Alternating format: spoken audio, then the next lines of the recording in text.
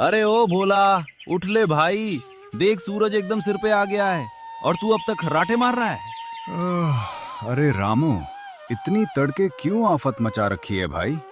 सूरज का काम है चमकना और मेरा काम है इस ठंडी छांव में पड़े रहना। तू भी बैठ जाना थोड़ी देर, काहे की इतनी जल्दी। बैठ जाऊं? अरे बावली बूच, अगर मैं भी तेरी तरह बैठ गया तो खेत में पानी तेरा ताऊ लगावेगा क्या? फसल सूख रही है और तुझे यहाँ नींद आ रही है। देख पसीने में पूरा लथपथ हो गया हूँ। यही तो तेरी दिक्कत है रामू, तन्नई पसीने की पड़ी है और मन्नई यहाँ लेटे लेटे बादलों में समोसे दिख रहे हैं। देख, आलू वाले समोसे जैसा है। बादलों में समोसे नहीं, बारिश ढूंढ भोला। चल उठ और जरा वो मटका उठा कर ला। मटका? अरे रामू भाई, वो मटका यहाँ से पूरे 5 कदम दूर है। अब 5 कदम चलना मतलब बहुत मेहनत। रहने दे, प्यास को भी थोड़ा सब्र करना चाहिए। सुन, आज काकी ने कहा है कि जो काम करेगा उसे शाम को ताजा मक्खन और गुड़ मिलेगा। क्या कहा? मक्खन और गुड़? असली वाला? तन्ने ये बात पहले क्यों नहीं बताई रे? चल चल, मक्खन के बहाने ही सही, तू उठ तो गया। चल अब घर चलते हैं।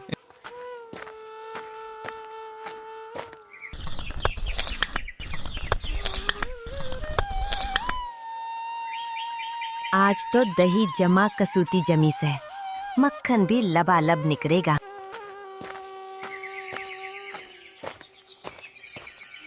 ओ काकी, थम जाओ, हिबे सारा मक्खन मत निकाल दियो, हम आ लिए।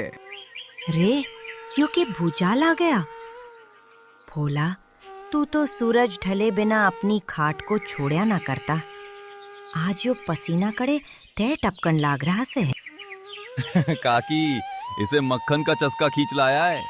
मन ने कह दिया था कि जो खेत में पसीना बहावेगा काकी उसे इनाम देवेगी। काकी, इनाम की बात छोड़ो, यो बताओ मक्खन में गुड़ कितना मिलाओगी? मन्ने कम से कम 1 पाव मक्खन चाहिए, जमा ताजा ताजा। रे बावले, मक्खन के पेड़ पे लागे से इबे हाथ मुंह भी ना धोए और चला है पाव भर डकारने। पहले यो बता, खेत में के उखाड़ के आया से? वो काकी, अभी तो बस प्लानिंग करी है। रामू भाई कह रहा था कि पहले काकी ते पूछ ले, कहीं मक्खन खत्म ना हो जाए। देख लो काकी, इसके पेट में चूहे नहीं, पूरा ऊंट कूद रहा है। अभी एक दाना नहीं बोया और हिसाब पहले मांग रहा है। जाओ, पहले वो सामने वाली क्यारी की खुदाई करके आओ, तभी मक्खन की मटकी खुलेगी, वरना खाली हाथ ही यहाँ से विदा कर दूंगी। अरे काकी, आप तो बेकार में कसूती गरम हो रही हो। हम तो बस आपकी मथनी की आवाज सुनकर खींचे चले आए थे। चल रे भोला। काकी ने फरमान सुना दिया से, अब तो खुदाई के बाद ही मक्खन का दीदार होगा। रे रामू भाई, काकी तो एकदम सुप्रीम कोर्ट की ढाल फैसला सुनाती है। चलो भाई, खाली हाथ मुंह लटका के जाने से तो अच्छा है कि थोड़ी मिट्टी खोद लें। काकी, मटकी को हाथ मत लगाना, मैं बस यूं गया और यूं आया। बातों के बताशे कम बना भोला और जाके फावड़ा उठा। अगर क्यारी एकदम साफ नहीं हुई तो मक्खन तो क्या, तुझे छाछ की एक बूंद भी नसीब ना होवे। समझ गया? समझ गए काकी। चल भोला, अब खड़ा खड़ा क्या सोच रहा है, भाग ले।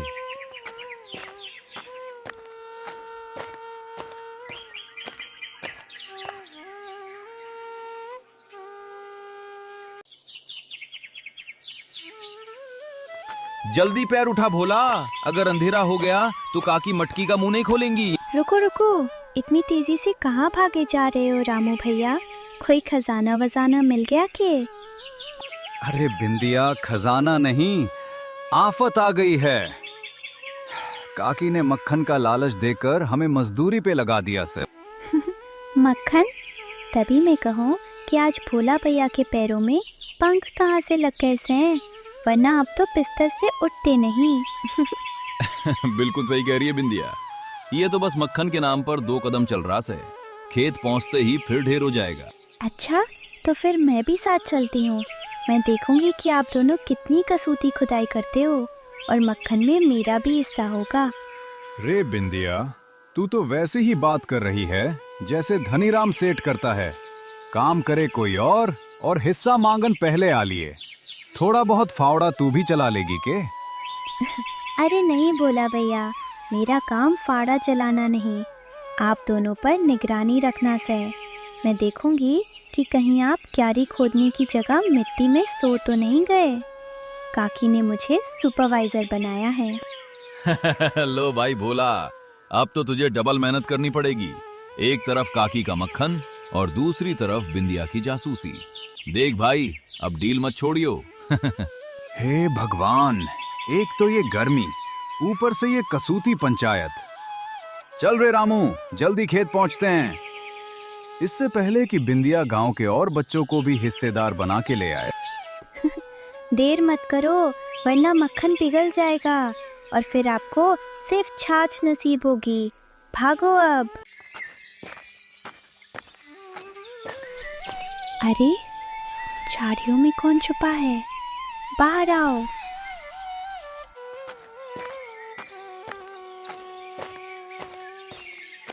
ठहरो ठहरो, अरे भाई रामू, इतनी धूप में ये पलटन लेकर कहाँ का धावा बोल रहे हो? चेहरे पे इतनी चमक, बात में वजन है। सेठ जी, आप झाड़ियों में क्या कर रहे थे? मनने लगा कोई जंगली जानवर है, पर यहाँ तो आप दुबक के बैठे हो। हे भगवान, एक तो ये गर्मी, ऊपर से ये कसूती पंचायत। सेठ जी, हम अपने काम से खेत जा रहे हैं कि अब रास्ता चलने पे भी टैक्स लगाओगे? अरे नहीं भाई, मैं तो बस ये देख रहा था कि इस तपते सूरज में तुम तीनों इतनी फुर्ती से कहाँ जा रहे हो। जरूर कोई बड़ा फायदा होने वाला है, तभी तो यो भोला भी इतनी तेज भाग रहा है। सेठ जी, फायदे की बात छोड़ो, असली सुकून तो काकी के ताजा मक्खन में है। बस वही याद करके मेरे पैरान में जान आ गई है। रामू भैया, इनसे बातें करके देर मत करो, वरना मक्खन पिघल जाएगा और फिर आपको सिर्फ छाछ नसीब होगी। भागो अब। मक्खन? सिर्फ मक्खन के लिए इतनी मेहनत? मन ने तो लगा था तुम खेत में कोई दबया हुआ खजाना ढूंढने जा रहे हो। मेहनत का फल मक्खन से मीठा और क्या होगा सेठ जी। चलिए, हमें देर हो रही है। चल रे भोला, खेत पहुंचना है। हाँ सेठ जी, आप भी झाड़ियों से बाहर आ जाओ, इतनी धूप में बैठना सही ना है, थोड़ी हवा खाओ।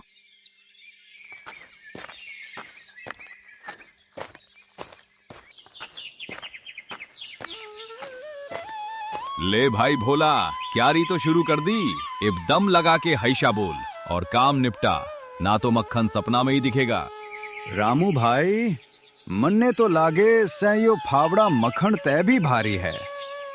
काकी ने कहा था क्यारी खोदनी है, यो तो जमा पहाड़ तोड़ने जैसा काम से।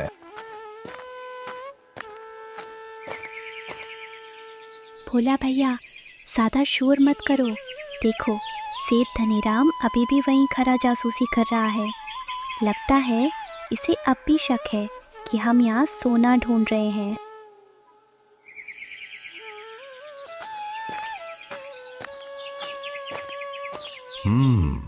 खुदाई शुरू हो गई।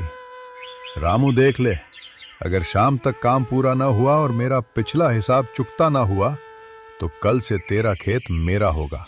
और हाँ, अगर कुछ कीमती चीज निकले तो चुपचाप मुझे सौंप देना। सेठ जी, मेहनत की मिट्टी में पसीने के अलावा कुछ ना निकलता। आप अपनी ये सोना चांदी वाली पंचायत बंद करो और हमें काम करने दो।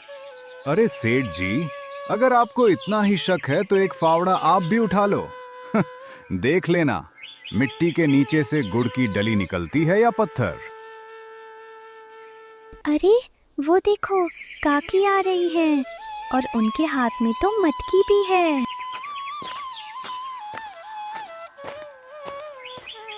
रे धनीराम, तू इरे भी पहुंच गया? थारी ये लालच की बीमारी जावे कौनी। रामू, बोला, छोड़ो यो काम, पहले थारे हिस्से का इनाम चखो। और धनीराम, तू देखे के है, अगर मक्खन चाहिए तो पहले 2 क्यारी तू खुद खोद, फिर बात करेंगे। अरे नहीं नहीं काकी, मैं तो बस हवा खाने आया था। चलो भाई, जाता हूँ मैं, मुझे कुछ काम याद आ गया है।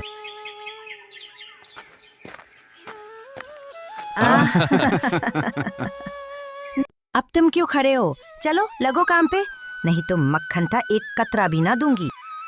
अरे भाई भोला, सुन लिया, अब काम कर, नहीं तो आज तुझे भूखे ही रहना पड़ेगा।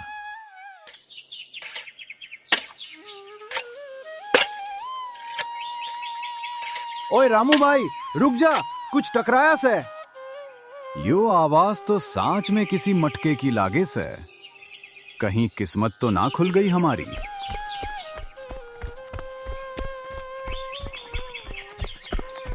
हटो, सब पीछे हटो। रामू, हाथ मत लगाना उसे। ये मेरी जमीन का कोना है। जो भी निकलेगा वो सीधा मेरी तिजोरी में जाएगा। आज तो भाग्य ही चमक गया।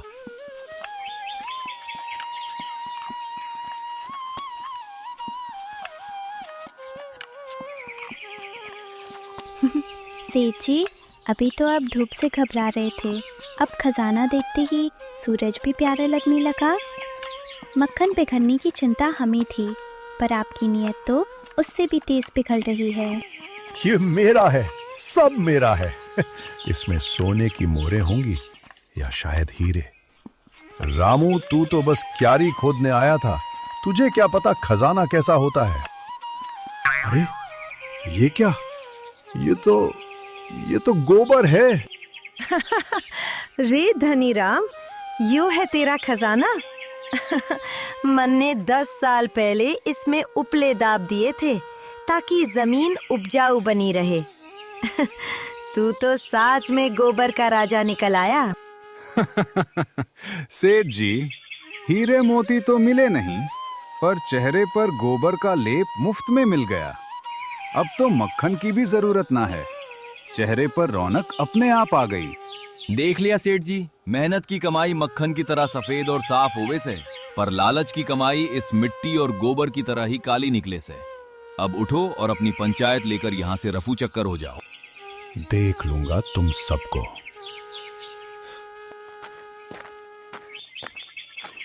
सेठ जी, मक्खन तो चटती जाओ, पसीना बहुत बहाया है आपने।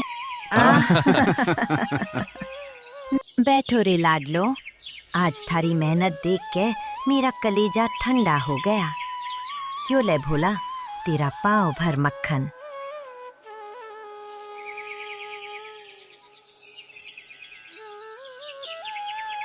ओए होए काकी, यो तो जमा मलाई बरगा से। मन्ने तो लागे है, अगर रोज ऐसा मक्खन मिले तो मैं पूरी दिल्ली की क्यारियां खोद दूं। देख ले बिंदिया, जिसके पैर क्यारी तक नहीं चल रहे थे, मक्खन देखते ही दिल्ली पहुंच गया। पर साच है काकी, पसीने के बाद इस मक्खन और गुड़ का स्वाद तिजोरी के नोटों से कसूता प्यारा लागे से। और शुक्र है वो लालची धनीराम चला गया, वरना यहाँ भी अपनी कसूती पंचायत शुरू कर देता। भोला भैया, मक्खन थोड़ा कम खाओ, वरना शाम को घर तक लुढ़कते हुए जाओगे। अरे बिंदिया, तू चिंता ना कर, मक्खन तो हमारे शरीर में घी की ढाल बना देगा। काकी, एक डली गुड़ की और देना, आज तो कसूती भूख जाग रही से। खाओ खाओ, जो खेत में पसीना बहावे है उसे इनाम देवे ही देवे है यो माटी। आज थारी मेहनत सफल हुई, इब चैन की पंसी बजाओ। काकी, आज समझ आया कि खजाना बाहर नहीं, भीतर होवे से। पसीना बहाया तो ये मक्खन अमृत बरगा लगा, वरना धनीराम की तरह हम भी सिर्फ भ्रम में भटकते रहते। साच कहा रामू भैया, देखो सूरज भी जाते जाते खेत को सोने जैसा रंग दे गया से। अब ना तो कोई धनीराम का डर से और ना ही भूख की चिंता। और काकी, थारी ये मटकी तो जादुई से। इसमें सिर्फ मक्खन ना था, इसमें तो हमारी दोस्ती और मेहनत का स्वाद था। अगली बार जब भी खुदाई करवानी हो, बस मथनी चला देना, हम भागे चले आवेंगे। लाडलो, याद रखना, लालच की जड़ हमेशा काली हो वैसे, पर मेहनत का फल हमेशा मक्खन की तरह सफेद और पाक। जो धरती माँ की सेवा करे उसे खुशहाली का वरदान अपने आप मिल जावे से। अगर थामने रामू की चतुराई, भोले की मस्ती और मेरी ये मटकी पसंद आई हो तो इस चैनल ने सब्सक्राइब जरूर कर दियो। और हाँ, वो घंटी वाला बटन दबाना ना भूलियो, ना तो अगली बार मक्खन की ताज़ा खबर थारे तक को नहीं पहुँचेगी। और लाइक भी कर देना दोस्तों। हाथ जोड़ के विनती से अपना प्यार और आशीर्वाद बनाए रखियो। अब मैं भी चालूं मटकी धोनी से। राम राम।